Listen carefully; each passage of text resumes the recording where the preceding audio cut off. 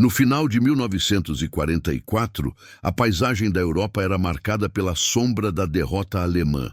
A Wehrmacht, exaurida por anos de combate em múltiplas frentes, recuava sob a pressão implacável das forças aliadas a oeste e do Exército Vermelho a leste. Berlim estava sob constante bombardeio, a produção industrial estava em colapso, e as reservas de homens e material se esgotavam rapidamente. No entanto, Adolf Hitler, isolado em seu bunker e cada vez mais distante da realidade, concebeu um plano de proporções audaciosas, uma última aposta estratégica que, esperava, poderia reverter o curso da guerra. Este plano, conhecido como a Ofensiva das Ardenas, ou Operação Névoa de Outono, não era uma simples contraofensiva. Era uma tentativa desesperada de quebrar a coalizão aliada e forçar uma paz separada no Ocidente, permitindo que a Alemanha concentrasse suas forças restantes contra a União Soviética. A área escolhida para este ataque era a região das Ardenas, uma densa floresta montanhosa que se estende pela Bélgica e Luxemburgo. Esta área havia sido um ponto de sucesso para os alemães em 1940 e em 1944 era considerada um setor relativamente tranquilo, guarnecido por divisões americanas menos experientes e tropas em recuperação, o que a tornava um alvo atraente para um ataque surpresa. A perspectiva alemã sobre esta ofensiva era de um tudo ou nada. Os recursos disponíveis para o Reich eram contados, e a logística era uma preocupação primordial. O combustível, em particular, era um bem escasso e vital. O plano alemão dependia criticamente da captura de depósitos de combustível aliados para sustentar o avanço de suas divisões blindadas. Sem esses suprimentos, a ofensiva estaria condenada a parar por falta de gasolina. Para compensar a esmagadora superioridade aérea aliada, a estratégia alemã contava com dois cúmplices essenciais: a nevasca e o elemento surpresa. A previsão de um inverno rigoroso, com céu nublado e neve intensa, era vista como uma vantagem crucial. As condições climáticas adversas impediriam as aeronaves aliadas de decolar ou de operar com eficácia, neutralizando assim a principal arma dos aliados contra as colunas blindadas alemãs. A neve, além de dificultar a movimentação inimiga, também ajudaria a camuflar os movimentos de tropas e veículos alemães. A surpresa, portanto, era a arma principal. Medidas extremas foram tomadas para garantir o sigilo da operação. A comunicação via rádio foi minimizada ao máximo. Os movimentos de tropas foram realizados sob a cobertura da escuridão. E os planos foram compartilhados apenas com um círculo restrito de oficiais. A intenção era que o ataque massivo pegasse as forças aliadas completamente desprevenidas, criando um colapso inicial que permitiria um avanço rápido e profundo. O objetivo era atravessar as Ardenas, cruzar o rio Meuse e, finalmente, capturar o porto estratégico da Antuérpia, crucial para o abastecimento aliado. A perda da Antuérpia e o corte das linhas de suprimento aliadas poderiam, na visão de Hitler, desorganizar completamente a frente ocidental. Este não era um ataque de força bruta como os que a Alemanha havia lançado no início da guerra. Era uma ofensiva de alto risco, baseada na audácia e na esperança de que a surpresa e o mau tempo pudessem superar a superioridade numérica e material aliada. As divisões alemãs, embora poderosas no papel, estavam frequentemente abaixo de sua força total, reabastecidas com recrutas inexperientes e equipadas com uma mistura de veículos e armas. A ofensiva representava a última reserva estratégica de homens e material do Terceiro Reich. Se fracassasse, não haveria mais nada para deter o avanço aliado em direção ao coração da Alemanha. A aposta era alta, com implicações existenciais para o regime, marcando o que seria verdadeiramente o último suspiro do Reich. A Operação Névoa de Outono, nome código alemão para a Ofensiva das Ardenas, foi desencadeada em 16 de dezembro de 1944. Esta ofensiva se estenderia até o final de janeiro de 1945, transformando as densas florestas e as colinas geladas das Ardenas, na Bélgica e Luxemburgo, em um palco de combate brutal. A escolha do tempo e do local não foi aleatória. O inverno rigoroso e a topografia acidentada eram elementos calculados para favorecer o ataque alemão. O contexto estratégico alemão era de desespero calculado. Hitler concebeu um plano ambicioso que visava acortar as linhas aliadas e, crucialmente, capturar o porto estratégico da Antuérpia. Este porto, localizado na Bélgica, havia sido libertado pelos aliados em setembro de 1944 e se tornou o principal ponto de entrada para suprimentos e reforços essenciais para as operações aliadas na Europa Ocidental. A sua perda significaria um golpe logístico devastador, que poderia desorganizar completamente a frente ocidental e, na visão alemã, forçar os aliados a negociar uma paz separada. O plano operacional alemão era complexo e exigia uma coordenação impecável. 3 exércitos alemães foram designados para a ofensiva. O 6º Exército Panzer SS, sob o comando do general Sepp Dietrich, no flanco norte. O 5º Exército Panzer, liderado pelo general Hasso von Manteuffel, no centro, e o 7º Exército, sob o general Erich Brandenberger, no sul. O 6º Exército Panzer SS tinha a tarefa mais ambiciosa, visando cruzar o rio Meuse, avançar através da Bélgica e capturar a Antuérpia. O 5º Exército Panzer deveria apoiar o avanço do 6º Exército e proteger seu flanco, enquanto o 7º Exército protegeria o flanco sul da ofensiva contra qualquer contra-ataque aliado. A dependência da velocidade era o pilar central de todo o plano. Para que a ofensiva tivesse sucesso, as divisões blindadas alemãs precisavam avançar rapidamente, romper as defesas aliadas e cruzar o rio Meuse antes que os aliados pudessem reagir adequadamente e trazer suas reservas para a linha de frente. A velocidade era essencial por várias razões. Primeiro, para manter o elemento surpresa, impedindo que a superioridade aérea aliada fosse acionada. Segundo, para alcançar e capturar depósitos de combustível aliados que eram vitais para sustentar o avanço.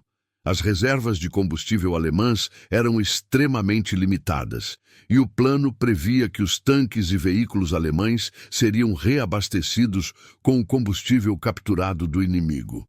Sem essa aquisição rápida, a ofensiva estaria condenada a parar por falta de suprimentos. A infraestrutura das Ardenas, com suas estradas estreitas e sinuosas, representava um desafio logístico significativo para um avanço rápido de grandes formações blindadas. A neve e o gelo, embora esperados para neutralizar a aviação aliada, também poderiam dificultar o movimento das próprias tropas alemãs, criando engarrafamentos e atrasos cruciais. Além disso, a ofensiva dependia da capacidade das forças alemãs de manter a coesão e a disciplina sob condições de combate intensas, muitas vezes com tropas recém-treinadas e equipamentos desgastados. A falha em alcançar uma velocidade perfeita significaria o colapso da ofensiva. Qualquer atraso permitiria que a Força Aérea Aliada, uma vez que o tempo melhorasse, atacasse implacavelmente as colunas alemãs expostas. Também daria tempo para que as reservas aliadas, incluindo as poderosas divisões blindadas e de infantaria, fossem deslocadas para conter o avanço. A ofensiva das Ardenas não era apenas uma aposta militar, era uma aposta contra o tempo, contra o clima e, em última instância, contra a esmagadora superioridade material e logística aliada. Sem o sucesso imediato e decisivo, o plano fatal do Terceiro Reich se transformaria em seu último e mais custoso erro estratégico.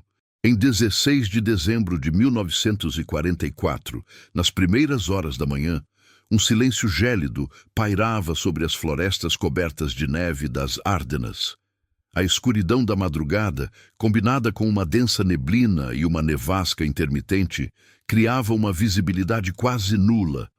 Soldados americanos, muitos deles recrutas recentes ou veteranos em recuperação, estavam em seus postos em um setor considerado tranquilo da frente ocidental.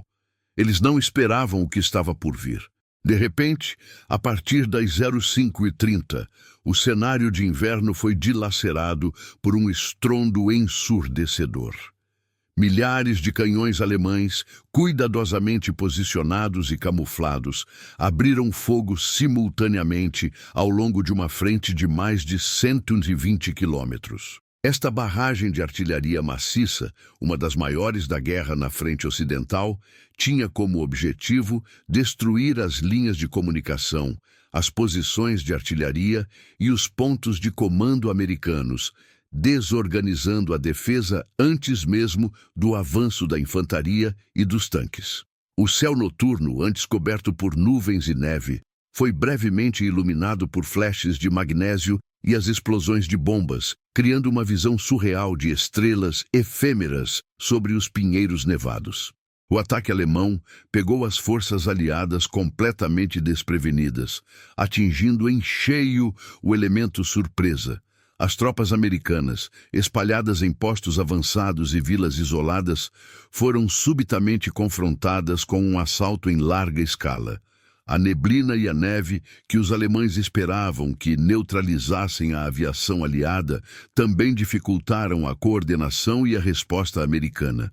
As comunicações foram cortadas e muitas unidades ficaram isoladas, sem informações sobre a extensão do ataque ou a localização das forças inimigas. Por trás da barragem de artilharia, as divisões alemãs iniciaram seu avanço coordenado. Os motores diesel dos tanques Panzer e dos veículos de transporte de tropas roncaram baixo e se aproximaram através da névoa e da escuridão.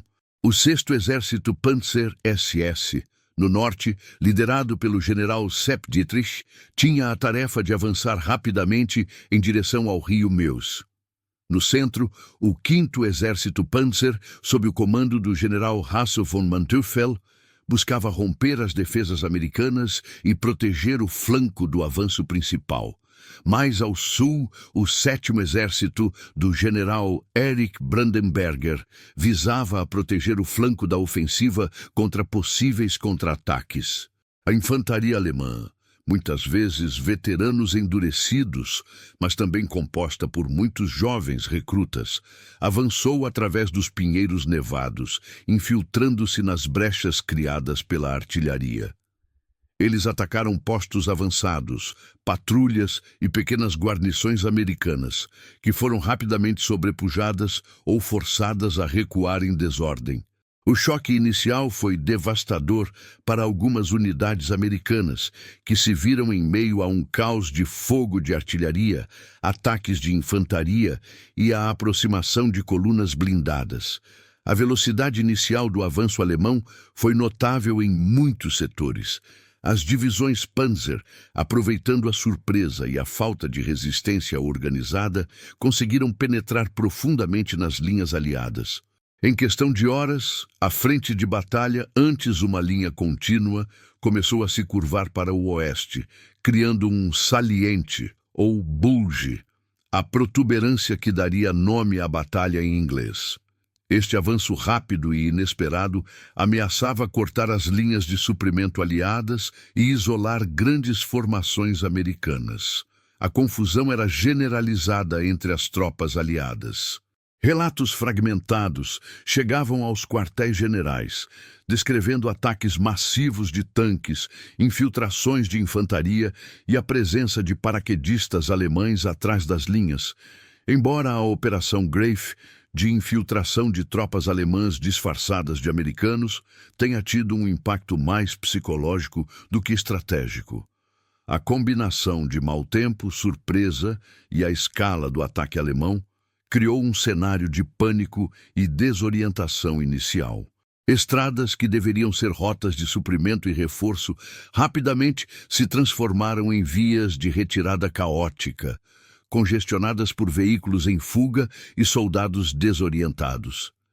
Em alguns pontos, a resistência americana foi esporádica, mas em outros, pequenos grupos e unidades isoladas conseguiram montar defesas improvisadas, atrasando o avanço alemão em pontos cruciais.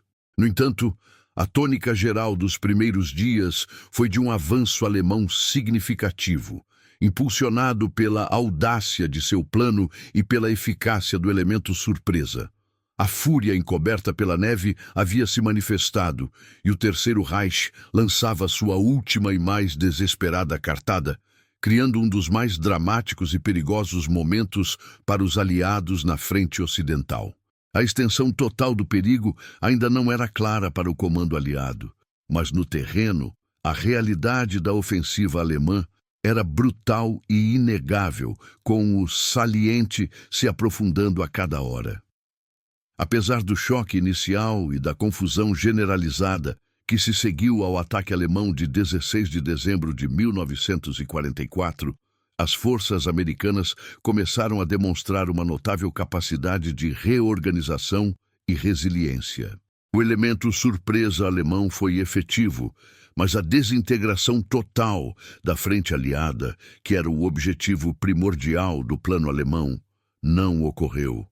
Em vez disso, unidades isoladas, muitas vezes sem comunicação com seus comandos superiores, começaram a montar defesas improvisadas, transformando pontos estratégicos e cruzamentos rodoviários em focos de resistência tenaz. A reação inicial, embora caótica, viu soldados americanos de diversas divisões de infantaria e blindadas ficarem de pé e fecharem cruzamentos vitais. Estes pontos de estrangulamento, como as pequenas vilas e as intersecções de estradas nas Ardenas, eram cruciais para o avanço rápido das colunas blindadas alemãs. Ao invés de recuarem em desordem completa, muitas unidades americanas, mesmo em menor número e com suprimentos limitados, engajaram-se em combates de retaguarda ferozes. Esta resistência, muitas vezes desesperada, atrasou significativamente o cronograma alemão, que dependia de uma velocidade perfeita para capturar depósitos de combustível e cruzar o rio Meuse. O exemplo mais emblemático dessa resiliência foi o cerco de Bastogne. Esta pequena cidade belga, estrategicamente localizada em um nó de 7 estradas principais, era vital para o controle das rotas de suprimento e avanço na parte central das Ardenas. Se os alemães tomassem Bastogne, teriam acesso desimpedido a uma rede rodoviária que poderia acelerar seu movimento em direção ao rio Meuse e a Antuérpia.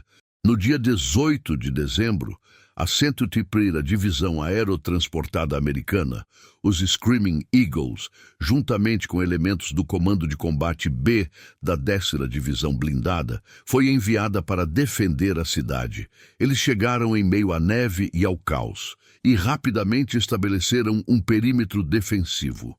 Os paraquedistas, embora equipados para combate aerotransportado e não para uma defesa estática prolongada contra forças blindadas pesadas, transformaram Bastogne em uma fortaleza. Eles enfrentaram ataques incessantes do 5º Exército Panzer alemão, que tentava romper as defesas e capturar a cidade. As condições dentro do perímetro eram brutais. Temperaturas congelantes, suprimentos cada vez mais escassos, munição limitada e um número crescente de feridos sem evacuação adequada. A artilharia americana, que havia sido concentrada na cidade, desempenhou um papel crucial, disparando contra as formações alemãs que se aproximavam e ajudando a repelir os assaltos blindados. Em 22 de dezembro, o comando alemão enviou uma mensagem aos americanos, exigindo a rendição da guarnição de Bastogne. A resposta do general de brigada Anthony McAuliffe, comandante interino da 101ª Divisão, foi um lacônico e desafiador "Nuts!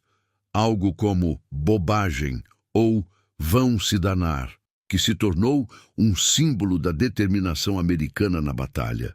Essa resposta, transmitida aos alemães, reforçou a moral das tropas sitiadas e demonstrou a recusa em ceder, mesmo sob pressão extrema.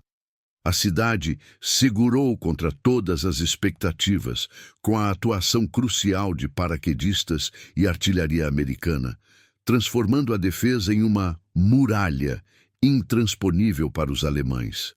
Além de Bastogne, em toda a linha de frente, os combates de retaguarda viraram muralhas. Em vilas como St. Vith, Elsenborn Ridge e Houffalize, pequenas unidades americanas, muitas vezes superadas em número e armamento, resistiram por dias, atrasando o avanço alemão. A 2ª e a 99ª Divisões de Infantaria, por exemplo, mantiveram firmemente a linha em Elsenborn Ridge, impedindo que o 6º Exército Panzer SS rompesse o flanco norte da ofensiva. Em St. Vith, a 7ª Divisão Blindada, juntamente com elementos de outras unidades, resistiu por 5 dias cruciais, forçando os alemães a gastar tempo e recursos valiosos para contornar ou eliminar esses bolsões de resistência. Essas ações defensivas, embora custosas em vidas e material, foram decisivas para o destino da ofensiva alemã. Cada dia de atraso imposto aos alemães significava menos tempo para alcançar seus objetivos estratégicos antes que os aliados pudessem mover suas reservas maciças para a frente. A resiliência das tropas americanas, que se recusaram a quebrar, desorganizou o cronograma alemão, esgotou seus suprimentos de combustível e munição e permitiu que o alto comando aliado, inicialmente surpreso, mobilizasse reforços significativos. A muralha improvável, erguida pela determinação americana em meio ao caos inicial, foi o fator que, mais do que qualquer outro, impediu o colapso da frente ocidental e condenou a última aposta de Hitler ao fracasso. A ofensiva das Ardenas, desde sua concepção, carregava um calcanhar de Aquiles fatal: a logística. A Alemanha, uma nação historicamente pobre em recursos naturais, dependia criticamente de combustíveis sintéticos e de reservas estratégicas para sustentar suas operações militares. Em 1944, após anos de bombardeios aliados às suas refinarias e fontes de combustível sintético, as reservas alemãs estavam perigosamente baixas. O plano de Hitler para as Ardenas não apenas ignorava essa realidade, mas a incorporava de forma arriscada. A ofensiva dependeria da captura de depósitos de combustível aliados para alimentar o avanço de suas divisões blindadas. A gasolina americana capturada era, portanto, considerada essencial para o plano alemão.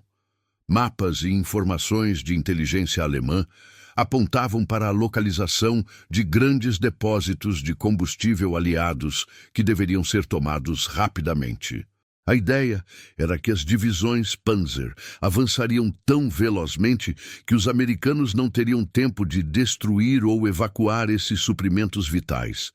Sem essa aquisição em larga escala e de forma imediata, o ímpeto da ofensiva seria interrompido por falta de combustível, condenando-a ao fracasso. Contudo, essa premissa se mostrou fatalmente falha. A resistência americana, inesperadamente tenaz em pontos estratégicos como Bastogne e St. Vith, e a criação de bloqueios em cruzamentos rodoviários cruciais atrasaram o avanço alemão de forma significativa. Cada dia de atraso significava menos acesso aos depósitos de combustível. Muitos desses depósitos foram destruídos pelas tropas americanas em retirada, ou antes que as forças alemãs pudessem alcançá-los. Aqueles que foram capturados, como o depósito em Stavelot, eram insuficientes para sustentar a escala da ofensiva. A demanda das centenas de tanques, veículos blindados e caminhões alemães era gigantesca, e o volume de combustível capturado não supria nem uma fração do necessário. As consequências da escassez de combustível foram devastadoras para as forças alemãs. Tanques e veículos blindados, que representavam as últimas e mais valiosas reservas do Reich, começaram a parar por falta de gasolina, muitas vezes em pleno campo de batalha ou em estradas importantes. Tripulações foram forçadas a abandonar equipamentos valiosos, que foram subsequentemente destruídos ou capturados pelos aliados. A mobilidade, que era a chave para o sucesso do plano alemão, foi drasticamente comprometida. As colunas blindadas, antes temidas, tornaram-se alvos estáticos e vulneráveis, presas nas estradas estreitas e nevadas das Ardenas. O moral das tropas alemãs também foi severamente afetado pela percepção de que sua ofensiva estava paralisada não por falta de bravura, mas por uma falha logística fundamental. Em contraste gritante com a situação alemã, a logística Yankee demonstrou uma capacidade impressionante de vencer o inverno e as adversidades da batalha. A vasta superioridade industrial e de recursos dos Estados Unidos permitiu que as forças aliadas mantivessem um fluxo constante de suprimentos para a frente de batalha. Portos como Antuérpia, Cherbourg e Le Havre, embora alvos estratégicos alemães, estavam sob controle aliado e funcionavam como artérias vitais para o abastecimento. A rede de transporte aliada, incluindo a famosa Red Ball Express, uma operação de transporte rodoviário massiva e uma eficiente rede ferroviária, garantiu que munição, alimentos, equipamentos médicos e, crucialmente, combustível chegassem às tropas. Mesmo sob as condições climáticas mais severas, com nevascas intensas, temperaturas congelantes e estradas escorregadias, a engenharia e a determinação americanas mantiveram as linhas de suprimento abertas. Equipes de engenheiros trabalhavam incansavelmente para limpar estradas e construir pontes improvisadas. Veículos especializados e equipamentos de inverno foram mobilizados para garantir que o fluxo de suprimentos não fosse interrompido. A capacidade de reabastecer as unidades na linha de frente, enviar reforços rapidamente e evacuar os feridos foi um testemunho da robustez da máquina logística aliada, que operava em uma escala sem precedentes. A vitória da logística aliada sobre o inverno e sobre os desafios impostos pela ofensiva alemã foi um fator decisivo. Enquanto as tropas alemãs congelavam e abandonavam seus veículos por falta de combustível, as unidades americanas, embora sofrendo com o frio e a fadiga, eram constantemente reabastecidas. Essa diferença fundamental na capacidade logística não apenas permitiu que os aliados contivessem o avanço alemão, mas também preparou o terreno para o contra-ataque. O impasse e o desgaste resultantes da falha logística alemã foram o golpe mais duro para a Operação Névoa de Outono. A incapacidade de Hitler de sustentar sua última aposta militar transformou a ofensiva em um dreno insustentável de recursos e mão de obra, solidificando o destino do Terceiro Reich. A ofensiva das Ardenas, desde seu início em 16 de dezembro de 1944, havia sido favorecida por um aliado inesperado para as forças alemãs: o clima. A densa neblina, as nuvens baixas e a nevasca implacável que caracterizaram os primeiros dias da batalha serviram como uma cobertura natural, neutralizando a esmagadora superioridade aérea aliada. Essa condição climática permitiu que as colunas blindadas alemãs avançassem com relativa impunidade, protegidas da observação e dos ataques dos caças e bombardeiros aliados. Contudo, essa vantagem era temporária, e à medida que o tempo progredia, a natureza se preparava para mudar o curso da batalha de forma decisiva. Por volta de 23 e 24 de dezembro, e de forma mais consistente após o Natal, o cenário meteorológico começou a se alterar dramaticamente. As nuvens começaram a se dissipar, a neblina deu lugar a céus mais claros e a visibilidade melhorou significativamente. Para as forças aliadas, esta mudança representou a oportunidade há muito aguardada para desferir um golpe devastador contra as colunas alemãs, que agora estavam profundamente penetradas em território aliado e se tornavam alvos expostos. Com o tempo abrindo, o poderio aéreo aliado foi liberado em uma escala sem precedentes na frente ocidental. Centenas de aeronaves, incluindo os formidáveis caças-bombardeiros P-47 Thunderbolt e os versáteis P-51 Mustang, decolaram de suas bases na Inglaterra e na França. Esses aviões, que haviam permanecido em solo por dias, agora dominavam os céus das Ardenas. Sua missão era clara: destruir as forças terrestres alemãs, cortar suas linhas de suprimento e fornecer apoio aéreo aproximado às tropas aliadas em combate. Os P-47 Thunderbolts, conhecidos por sua robustez e capacidade de carga de armamento, eram particularmente eficazes em missões de ataque ao solo. Armados com metralhadoras calibre 50, foguetes e bombas, eles mergulhavam sobre as colunas alemãs. Os P-51 Mustangs, embora frequentemente empregados em missões de escolta de bombardeiros, também se mostraram mortais em ataques a alvos terrestres. As aeronaves aliadas moeram colunas alemãs, que muitas vezes estavam congestionadas nas estradas estreitas e sinuosas das Ardenas, ou paradas por falta de combustível. O impacto do apoio aéreo aproximado, ou CAS, Close Air Support, foi imediato e devastador. Tanques Panzer, veículos blindados, caminhões de transporte de tropas e suprimentos e peças de artilharia alemãs foram implacavelmente atacados. Os pilotos aliados, voando baixo, metralhavam e bombardeavam os alvos com precisão mortal. As perdas blindadas alemãs sob CAS americano foram pesadas e insubstituíveis. Muitos dos mais recentes tanques alemães, como os pesados Tiger II, foram destruídos ou danificados além do reparo, não em combate direto com blindados inimigos, mas pelos ataques aéreos. A cada ataque, a capacidade ofensiva alemã era ainda mais corroída, e a moral das tropas no solo sofria um golpe severo. Além do ataque direto, a superioridade aérea aliada permitiu missões cruciais de reconhecimento. As aeronaves de reconhecimento podiam agora identificar com clareza as posições alemãs, os movimentos de tropas e, crucialmente, as rotas de suprimento inimigas.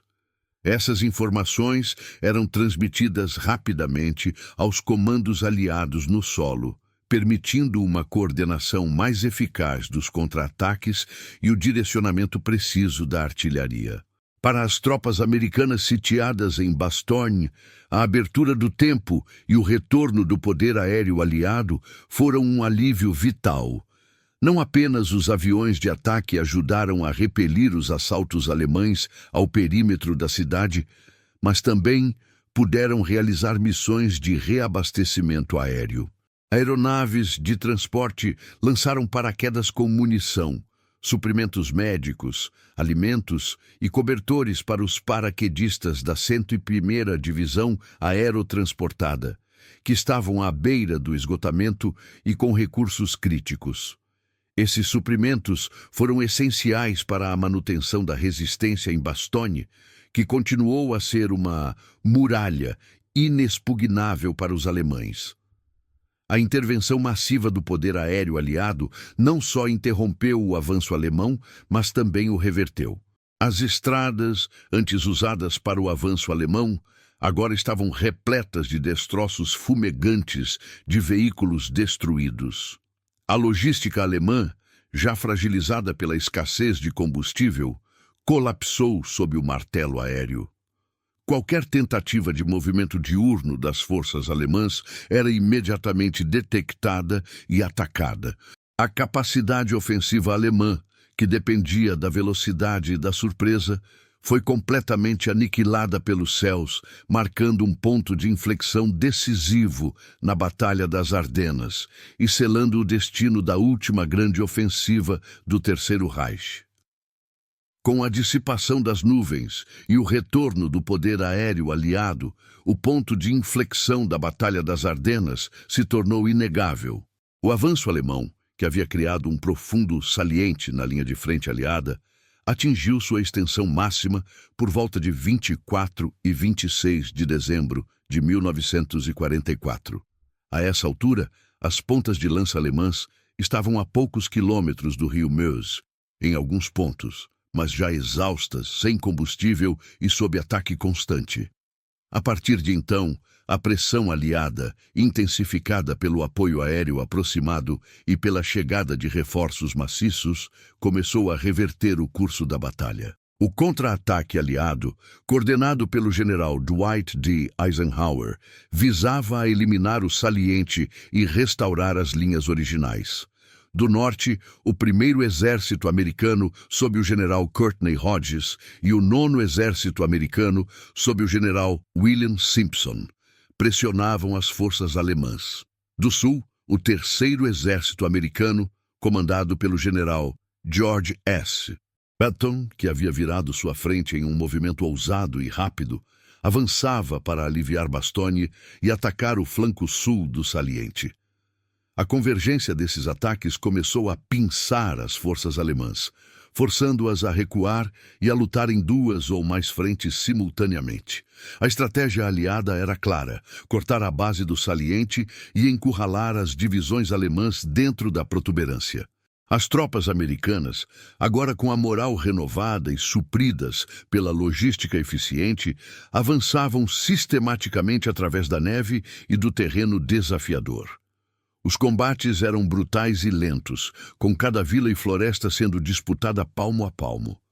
No entanto, a superioridade numérica e material aliada, combinada com o domínio aéreo, começou a desgastar as forças alemãs de forma irreversível. A cada dia, o saliente encolhia, transformando a ofensiva alemã de um avanço ousado em uma retirada custosa e desorganizada. A consequência estratégica mais devastadora da Batalha das Ardenas para a Alemanha foi a quebra de suas últimas reservas militares significativas. A ofensiva havia sido concebida como um tudo ou nada, e para isso Hitler mobilizou o que restava do poderio ofensivo do Terceiro Reich. As divisões Panzer e de infantaria envolvidas eram as mais bem equipadas e treinadas que a Alemanha ainda possuía na frente ocidental. Muitos dos tanques pesados, como os Tiger-Seguid e os caça-tanques Jagdpanther, eram equipamentos de ponta, mas sua produção era lenta e suas perdas irrecuperáveis. Ao final da batalha, em meados de janeiro de 1945, as perdas alemãs eram catastróficas. Estima-se que entre 80 e 100 soldados alemães foram mortos, feridos ou capturados. Mais de 800 tanques e veículos blindados foram destruídos ou abandonados, juntamente com milhares de veículos de transporte, peças de artilharia e aeronaves. Essas perdas não eram apenas numéricas. Elas representavam a aniquilação da capacidade alemã de montar qualquer outra ofensiva em larga escala na frente ocidental. Os homens eram veteranos experientes ou os últimos recrutas disponíveis, e não havia substitutos para eles. O equipamento destruído não poderia ser reposto pela indústria de guerra alemã, já em colapso sob os bombardeios aliados. A Batalha do Bulge exauriu o que restava do poderio militar alemão. As divisões que sobreviveram estavam desorganizadas, com a moral baixa e sem os recursos necessários para se reequiparem e voltarem ao combate de forma eficaz. A ofensiva, que deveria ter dividido os aliados e permitido à Alemanha concentrar-se na frente oriental, na verdade, consumiu os recursos que poderiam ter sido usados para defender a própria Alemanha.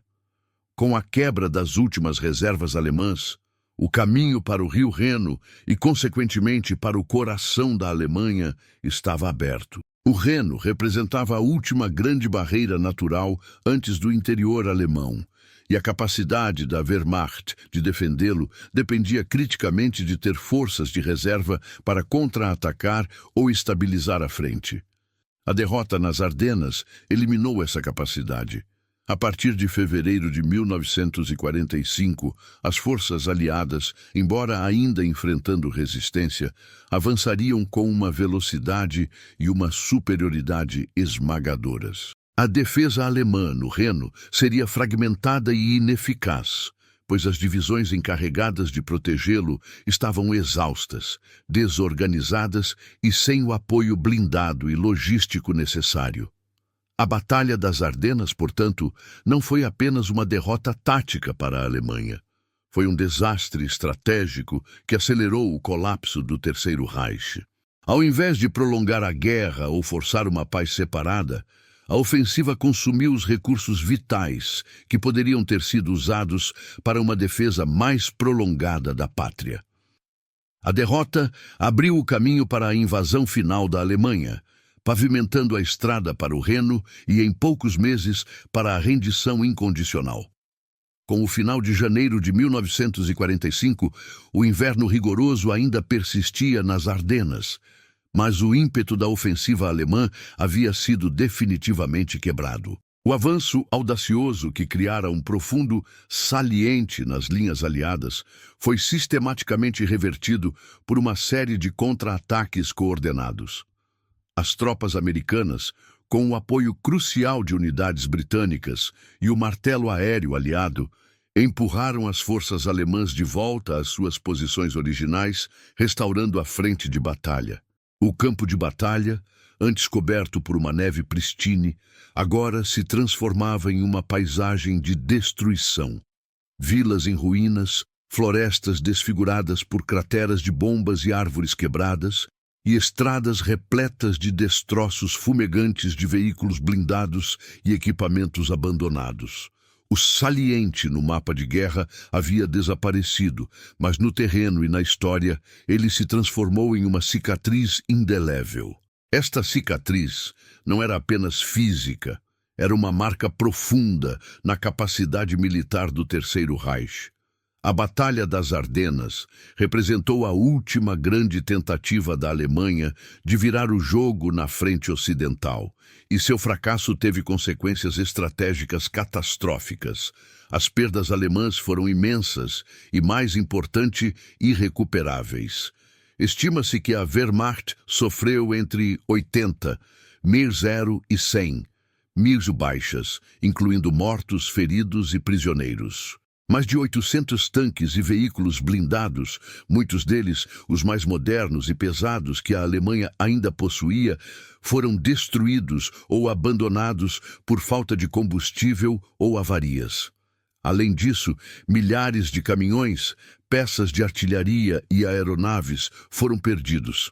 Essas perdas não eram apenas números, elas representavam a aniquilação das últimas reservas estratégicas de homens e material da Alemanha. Os veteranos experientes foram dizimados e os jovens recrutas, que haviam sido lançados ao combate com treinamento mínimo, foram esmagados. Não havia substitutos. A indústria de guerra alemã, já sob bombardeio constante e com recursos escassos, não tinha como repor tais perdas. Em contraste, embora os aliados também tivessem sofrido perdas significativas, aproximadamente 89, 10 baixas americanas e cerca de 400 baixas britânicas. Sua capacidade de repor homens e equipamentos era incomparável. A vasta superioridade industrial e logística dos Estados Unidos e da Grã-Bretanha permitiu que as unidades fossem rapidamente reequipadas e reforçadas. A resiliência demonstrada pelas tropas americanas em Bastogne e em outros pontos de resistência que seguraram a frente foi fundamental. Essa mão americana não apenas conteve o avanço inicial, mas também forneceu a base para o contra-ataque que eliminou o saliente. A capacidade de lutar e resistir sob as condições mais adversas do inverno e de manter as linhas de suprimento abertas provou ser o fator decisivo. O degelo que se seguiu à batalha não foi apenas uma mudança climática.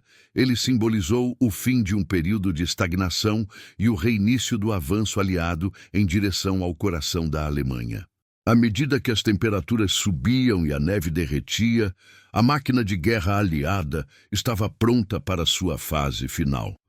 Com as últimas reservas alemãs exauridas nas Ardenas, a Wehrmacht não tinha mais a capacidade de montar uma defesa coesa e eficaz ao longo do rio Reno, a última grande barreira natural antes do interior alemão. As divisões que deveriam ter defendido essa linha vital estavam agora desorganizadas, com a moral baixa e sem o apoio blindado e logístico necessário. A Batalha das Ardenas, portanto, não foi apenas uma vitória tática aliada.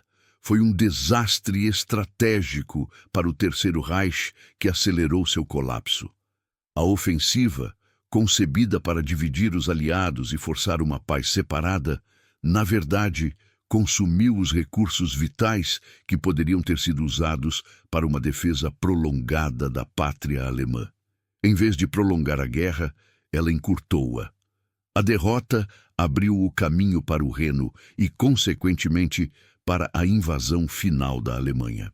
Nos meses seguintes, as forças aliadas avançariam com uma velocidade e superioridade esmagadoras, enfrentando uma resistência cada vez mais fragmentada e ineficaz. O degelo das Ardenas trouxe não apenas o fim do inverno mais rigoroso da guerra, mas também o início do fim definitivo do conflito na Europa, garantindo a vitória aliada. A última aposta de Hitler falhou, e suas consequências selaram o destino do Terceiro Reich.